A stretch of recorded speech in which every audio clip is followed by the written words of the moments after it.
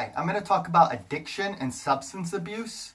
Now, I have a graduate degree in mental health, and my wife is a forensic psychologist. This is the DSM-5, and these are some of our studies on human behavior. Now, most people think of addiction, they think of drugs. They think of drugs and alcohol. But what about our diets? People are addicted to soda, for example, despite the negative consequences.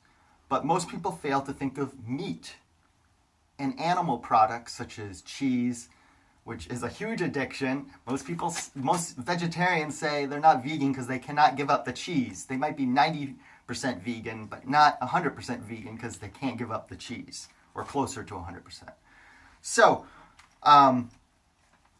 it's not just alcohol. It's any alcohol or drugs. It's anything that can have a negative consequence on your life.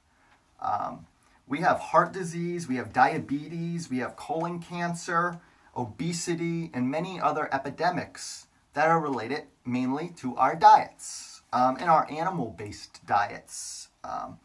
So it doesn't have to just be drugs, alcohol, or soda. It can also be what we consume and our addiction to salt, sugars, and animal products. We know the negative impacts on animal products. It's horrible for our health. It's horrible for our environment. It creates massive food waste, and it is horrible for animals. Look up a factory farm video for some motivation. So to kick the habit, how do we kick a habit that we know has all these negative consequences on us and others? Well, the first tip I have is harm reduction. To break a habit, you do it gradually. Try to cut out one thing at a time. Try to cut out eggs. Try to cut out milk, but have cheese. Try to cut out chickens, since most are drugged up and caged in unsanitary factory farms. And most eat about 35 of them a year. So try to cut out the white meat first. Try to break a habit slowly, one thing at a time. Try just start out with just the chicken, and then try to cut out the egg full of cholesterol and stuff. So do it gradually.